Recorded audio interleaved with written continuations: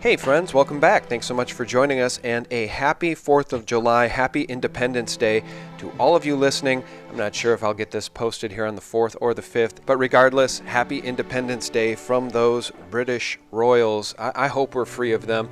We're going to talk about that with Jay Myers from Jay Myers Documentaries, who has an excellent brand new documentary out. He just released it on the 3rd. It's titled How to Murder a Princess, The Death of Princess Diana. Jay Myers returns to SGT Report here and now. Jay, how are you? I'm doing good. How are you? I'm doing very well, and you do such remarkable work as we discussed the last time I had you on. Let's just play the first 30 seconds of your doc for folks. We got to tease this thing out. You do such a great job. How to Murder a Princess. We interrupt this film to tell you we are getting reports that Diana, Princess of Wales, has been badly injured in a car crash in France. That Diana, Princess of Wales, has died in this accident. She is now officially reported as dead. She was a woman who knew too much, and the circumstances surrounding her death couldn't be more suspect. How is it that every single traffic camera was switched off or not working? 20 years later, and the smoke surrounding the crash that claimed the life of the Princess of Wales and 2 others has only grown thicker. I'll pause it there. My goodness, if that doesn't make you want to watch the entire 36-minute documentary. I tell you what a teaser, Jay. Good job. Thanks. How did you begin your digging into this? Because, many of us remember August 31st, 1997. Of course, that's when the news broke that Diana had been in an accident. And really, I think the news broke here in the United States because I remember it specifically. It didn't actually break with the accident. It broke with her death. Right. I remember them saying Princess Diana has been killed in a car accident. What motivated you to start doing this documentary? Because it's such a huge topic. I mean, the research alone must have taken you months. Yeah. Well, when I did my very first documentary about the royal family, part of what I talk about is Diana, and part of what I uncovered was that all evidence points to murder, that she was murdered, that she had become too much of a thorn in the royal family's side. And so I talked a little bit about that in the first documentary, but it was always something that I wanted to come back and do an entire documentary about, because there's just so much to talk about with that, and to talk about with her death, and the connections that it has to the British aristocracy, the Illuminati, all of the things that are so relevant today. And the anniversary of her death is coming up. It's going to be 20 years, so couldn't be a better time to revisit that topic. All right, and I want to read this to you. This comes to us from WCVB, Channel 5. This is out of London. So this is, for folks who don't remember, Dodi Fayed was reportedly, I think the reports were that they were about to be engaged, or were they already engaged, Jay? I don't recall. Well, there's much speculation about that. All of at the time she died, there was a huge tabloid frenzy going on because of this relationship with Dodi Al-Fayed. And he had just bought a ring from the Say Yes collection from the famous Reposi jewelers. And he had that ring brought to Paris. And it is believed by most that he planned to pop the question to Diana that night. He had champagne brought to his apartment, and he made sure that the ring that he bought from Reposi was at the apartment. That could be why they were so adamant about getting to the apartment that night, was because that could have been his plans to propose. There's also much speculation that she may have been pregnant. Some of the pictures kind of looked like maybe she kind of had a baby bump, but then it would have been too early for that really to show very much. So we don't know about that for certain, but it did look like their relationship was getting very serious, and that was troubling to the royal family. Yeah, for a number of reasons, not the least of which they didn't want an extension of the royal family to marry into a different religion, right? They didn't want her marrying into the Fayed Empire. And Dodi's father has long maintained, Mohammed Al-Fayed has long maintained, that his son and Diana were murdered. And he spent a ton of money to try to prove that, and he says he'll never let it go. This article reads, on the eve of the royal wedding, the father of the man killed in the car crash with the late Princess Diana is making new charges about a palace conspiracy he claims led to the death of his son Dodi. Mohammed Al-Fayed, who long claimed that a conspiracy within the royal family plotted the deaths of Princess Diana and his son, charged Thursday that Diana's son William suspects a palace plot as well. And the quote is this: "I think William also believes in the conspiracy. I have letters from William talking about his struggle with this," end quote. Al-Fayed rarely grants interviews, but for him to say that, it's a big deal, because I've always wondered that. What do these two boys, what do the sons of Diana think about the death of their mother? Because if they suspect any of this, that's a bitter pill, thinking that their own father was involved in the murder of their mom. Yeah, I too have thought about that, and them growing up, yeah, hearing the stories and hearing the, on the periphery, but as they become adults, actually looking into it themselves and looking into what might have happened. And it's interesting that you were talking about how Dodi Al-Fayed had spent all this money to try and get to the bottom of his son and Diana's death. Because one of the things that MI6 did to him, and this is basically proves that they had something to do with it. One of the things that MI6 did to him was they had one of their operatives contact him and say that he had the documents from MI6 showing basically the hit on Princess Diana and Dodi, and showing how it was to be done and everything. He wanted to sell these for $13 million. Dodi's lawyers gave him enough money as a retention to keep him on hold while they investigated it. His private investigators found out that he was working for MI6, that the papers were fraudulent, and the whole purpose of this operation was that Mohammed Al-Fayed would buy the documents from this guy, come out waving the papers saying, "I've got the proof," and then they would be immediately discredited, shredded apart, and just shown to be complete fabrications, and that would discredit the entire conspiracy against Diana. Fortunately, he found out about this ahead of time and he didn't have anything else to do with the scam artist. But this guy was linked to MI6. So why are they trying to do operations like this to get the media to completely discredit the conspiracy if they had nothing to do with it? Yeah, well, you and everybody knows that they had everything to do with it. And let's just revisit what I can recall just from, recollection of 1997, August 31st. My understanding in the weeks later is that they just let her die in that car. So you tell me, what are some of the biggest smoking guns of that crash? Because my understanding is that car, that Mercedes-Benz, sat in that tunnel with emergency response vehicles and personnel showing up. And they did not remove her. They did not try to rush her to a hospital. She sat there for hours, didn't she? Not hours. After the crash, it was an hour. It took an hour and 43 minutes to get her to the hospital, of which time I think she spent over an hour down in that tunnel. And there's no reason why, because we can see from the crash photos that her seat was not badly damaged. So they didn't have to get the jaws of life out and pry her out. She was basically half out of the car already from reports.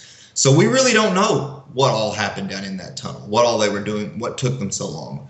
But also, why did it take so long? Why did the ambulance drive so long? It drove at a pedestrian pace, passing 4 capable hospitals along the way, stopping along the way for delicate operations, one of which was within sight of the hospital that they were going to. And it has long been speculated that that ambulance crew was sort of like an MI6 backup. And we talk about this in the documentary. It was sort of like an MI6 backup team that showed up to make sure she did not survive. Because she wasn't supposed to have survived the crash, but she did. And now backup had arrived to finish the job. Although the princess had not died, there was now a credible reason for her to die. All the alleged medical team had to do now was ensure their target did not survive by any means necessary. Other smoking guns, the CCTV, all CCTV cameras surrounding we have the CCTV camera footage from the Ritz-Carlton hotel where she was staying. Then from that point out, we have no CCTV camera footage. So in the documentary, it lists all the ridiculous amount of places that all the cameras just happen to be broken all along their way. But once they got to the Point Dalman Tunnel, there was cameras around that too that should have caught any white Fiat Uno that was there. Those were all supposedly malfunctioning at the time of the crash. Yeah, convenient. Just like the Pentagon cameras on 9/11. How come these video cameras work just fine when they want to track and trace our movements, Exactly. the citizenry, but it never ever, these cameras always fail when there's one of these acts of violence or an assassination or an act of terror. Let me read you this. Of course, Diana predicted her own death. This comes from The Telegraph in 2007. The note was sent to Paul Burrell, the princess's then butler, in October 1993, 10 months after her separation from Prince Charles was announced. And the letter reads, quote, "I am sitting here at my desk in October longing for someone to hug me and encourage me to keep strong and hold my head high. This particular phase in my life is the most dangerous. My husband is planning an accident in my car, brake failure, and serious head injury in order to make the path clear for him to marry Tiggy. Camilla is nothing but a decoy, so we are all being used by the man in every sense of the word," end quote. She got that wrong. He actually did go on to marry Camilla, but the part she got right is that I think he did have her killed in that car accident, and she predicted it.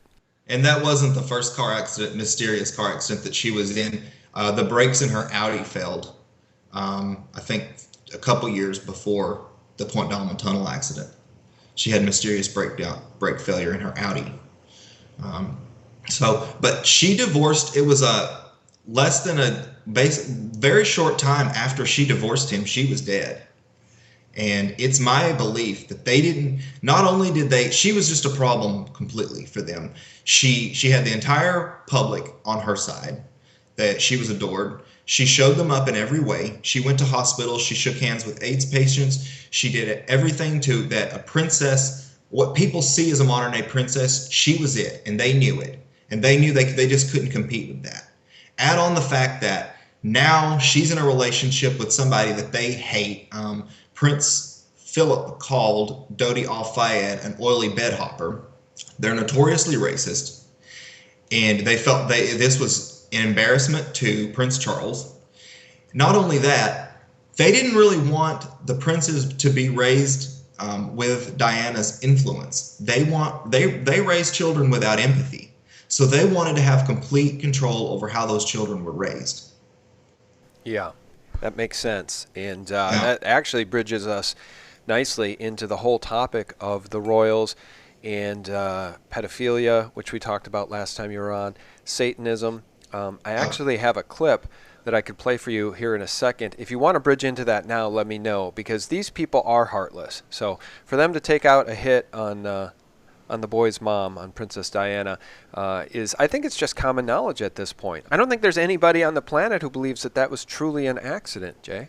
Yeah, well, this isn't the first hit that they had taken out. She was dating her bodyguard, Barry Manicky, and he was decapitated in a motorcycle accident. And she was later told by Prince Charles, right before she went out she had to go before the cameras, about his death. And he just kind of says, shame what happened to so-and-so, isn't it? Because he knew that she was having an affair with him. Of course, he cheated on her basically from their honeymoon. So she found out that they had killed him. Then they threatened another person that she was in a relationship with by saying, you don't want to end up like Barry Manicky. Yeah, that's 100% right. I actually have a soundbite queued up to play for you here from David Icke talking about exactly that. So you triggered my memory. Let's listen to this.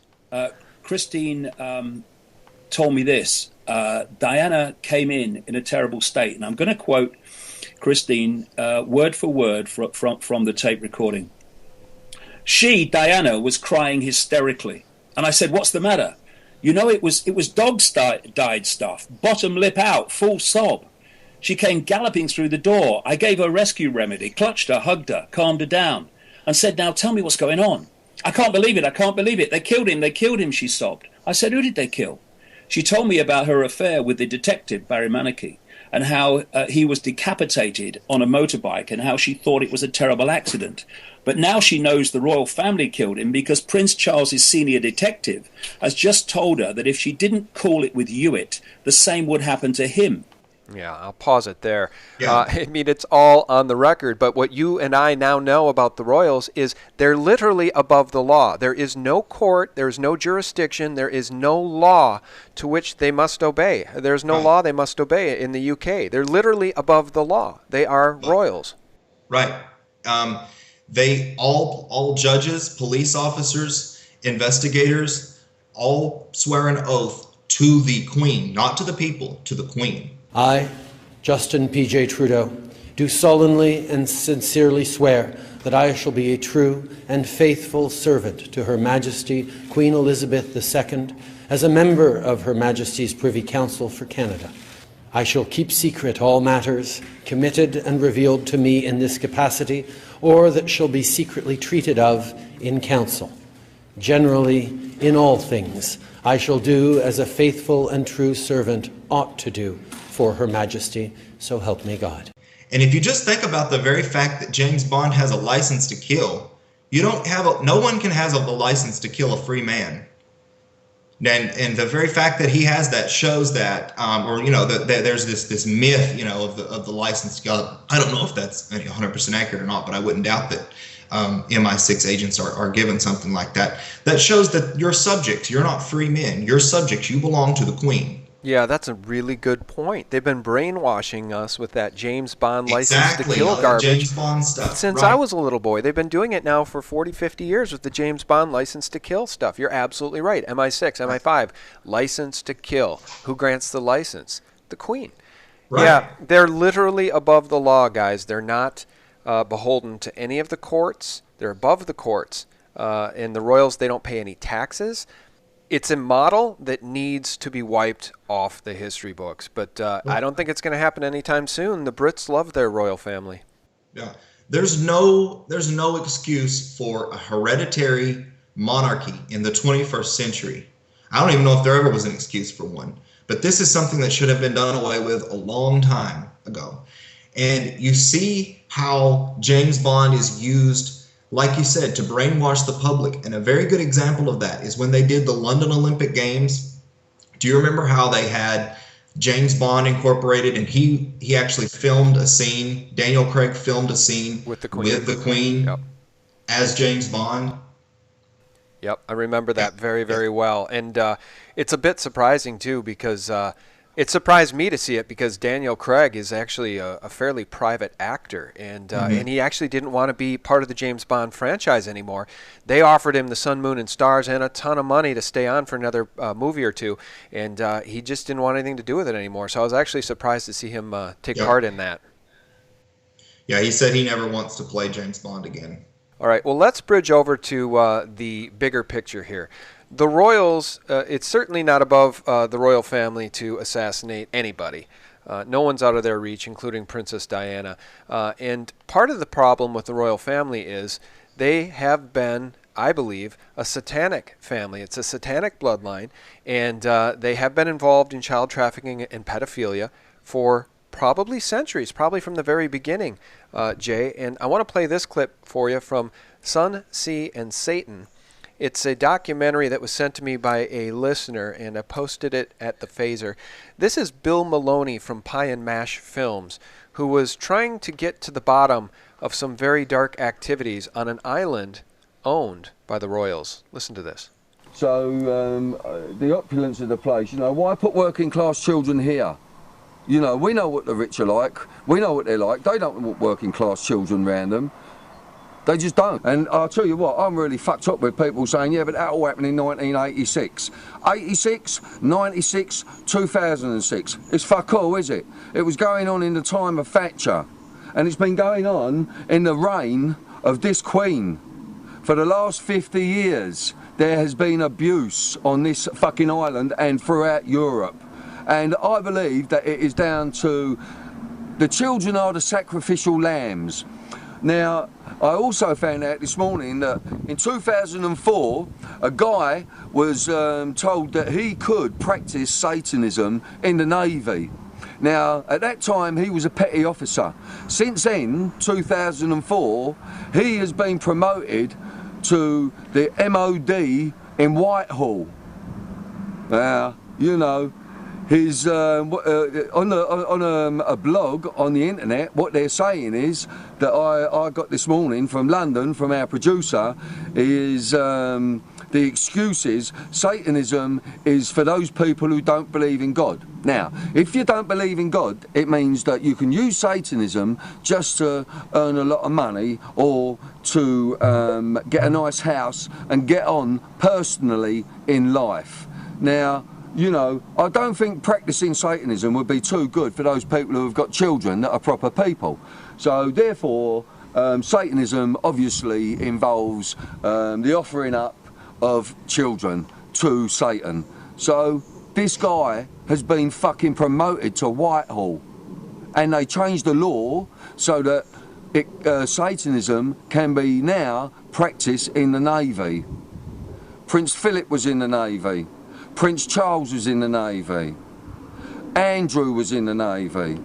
You know, I'll pause it there. I played that. That's a lot longer than I intended to play it. But I watched that whole documentary yesterday, and it's very, very good. And what Bill Maloney was trying to do was expose the deaths, the mysterious deaths in bone fragments and skulls found at this home for children on this island. And these children were being taken from lower class families and put on this island, controlled by the royals. And then when dead children show up, it's all covered up. This goes on, I tell you, man, if we could just expose the satanic ritual abuse of children by these powerful, powerful people on planet Earth, we could bring this whole crummy system down. Absolutely. And it almost happened in the late 80s.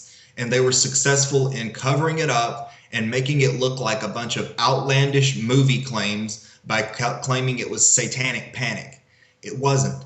This is something that has been bubbling under the surface in the United States and in England for a very long time, and it is going to come to the surface. They can't keep it down forever.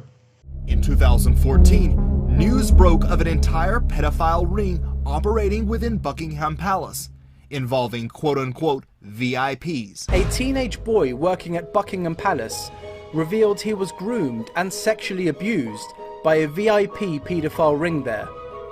The lad was also assaulted at the royal family's Scottish retreat Balmoral. In a heartbreaking note, the boy, then just 16, told how he was the victim of exploitation of the highest order. Peter McKelvey, the former child protection officer who first raised the alarm about high-profile individuals engaged in child sex abuse, said that their campaign of abuse may have been going on for as long as 65 years, but there has always been the block and the cover-up and the collusion to prevent an investigation. And it should be mentioned that the Queen is the head of the Church of England. Mm-hmm. And I guess what does that say about the state of the church? I mean, there's already a lot of evidence to suggest the Vatican has been taken over by a demonic force. And maybe you should do a documentary for us about that. But your thoughts on the role that Satanism... I plan on it, actually. Pardon? I plan on doing one on the Vatican, actually. Oh, great. Yeah. Great. Well, that will be... And the Queen has had the Pope over to Buckingham Palace. Not this, I don't know if it's this current one, but the former one, the one who had to resign the first time that's happened in hundreds of years, I think, because he was the one that was helping to cover up the pedophilia that's going on over at the Vatican.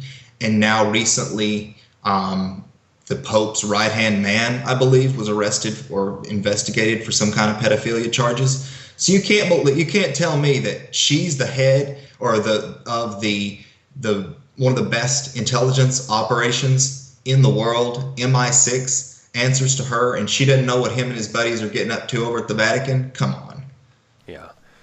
Yeah, they know. We all know what's going on now, though. I mean, thanks to Pedogate, Pizzagate, which the mainstream media continues to malign and tries to get the sheeple people to believe, there's nothing there. It was just the wide-eye conspiracy theories of a bunch of nuts. An internet conspiracy theory. Now they're adding the word internet to even further discredit. Okay. Because if it comes from the internet, it must be, Right. Well, as you know and I know, the only truth that's conveyed anywhere is on CNN.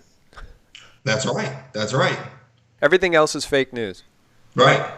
It's going to be like North Korea eventually, where we just have I don't even know why we have different media outlets now. It should just be CNN, and then they should just get their talking points directly from the Illuminati, and we can just tune in. I think that, I always say that CNN is State Department talking points. I mean, it really is. It's like That's right. Pravda used to be in Russia, I think. Yeah. And who's their golden boy? Anderson Cooper, who is known to have an internship with the CIA. So it's got Project Mockingbird written all over it. Yep, that's right. Project Mockingbird. Well, Jay, I think that for you and for me, given our independent research, I think we both come to similar conclusions that Satanists, and I know this is a bitter pill for a lot of people, but Satanists run this world. Yes. And also, as we look at pedophilia, Satanism in the upper crust of establishment in England and in the United States, we see that not only is it so prolific, but why is child abuse so prolific within the so-called elite? There was also the case of the Queen's personal butler, Paul Kidd, who ran a high-level child trafficking ring inside Buckingham Palace and even brought children to meet the Queen Mother. It was first in 2008 that news about deep roots of paedophilia inside Buckingham Palace emerged. Former Buckingham Palace butler was unmasked as a sexual predator who ran a paedophile ring while serving the royal family. Well, this reminds me of something that David Berkowitz, satanic serial killer, said. He said, Satanists, the genuine ones, are peculiar people. They aren't ignorant peasants or semi-literate natives. Rather, their ranks are filled with doctors, lawyers, businessmen, and basically highly responsible citizens. They are secretive and bonded together by a common need and desire to met out havoc on society. And his murders were done as part of a satanic group. We have to shatter this notion that Satanists are a bunch of teenagers out in the woods. Yeah, that's very well said. Where did that come from, that quote? That's from The Biggest Secret. David Icke? Yes, David Icke's The Biggest Secret. All right. Very good. Well, Jay, I sure do appreciate your voice and your work. Guys, you're going to want to check out Jay Myers' documentaries on YouTube. If you haven't subscribed already, absolutely do. And watch his brand new documentary, How to Murder a Princess, The Death of Princess Di. Boy, what a great piece of work. Jay, final word from you. Well, thank you so much for having me. And I just wanted to say to all of your watchers, if you go to my Patreon page, I've got more videos on there, not the same documentary style, but just me setting up the camera or setting up the microphone and just laying out just digging into some of the research that I've done, topics from Prince's death, subconscious marketing. I got one about the Pedogate situation and Kathy O'Brien. So definitely check out my Patreon. Only $5 a month. You can become an insider and get access to all kinds of extra content. Plus, you'll be helping me put out great documentaries.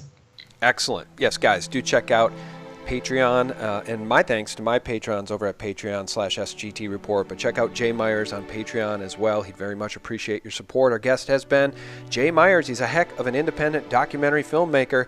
As I've said in the past, his stuff could be on cable TV, Discovery Channel, History Channel tomorrow if those were honest networks that wanted truth dispersed, but they don't. All right, Jay, thanks so much for your time, buddy. Thank you. All right, guys, and thank you so much for tuning in. And happy 4th of July. Happy Independence Day from the Satanic Royals. It's an independence that we all should cherish. I hope we can keep it. Thanks for tuning in. God bless. It's complex. There's a lot of different ways that people are trafficking and harming children that the American public need to know about so that we can stand up and combat it politically, legally, and every other way.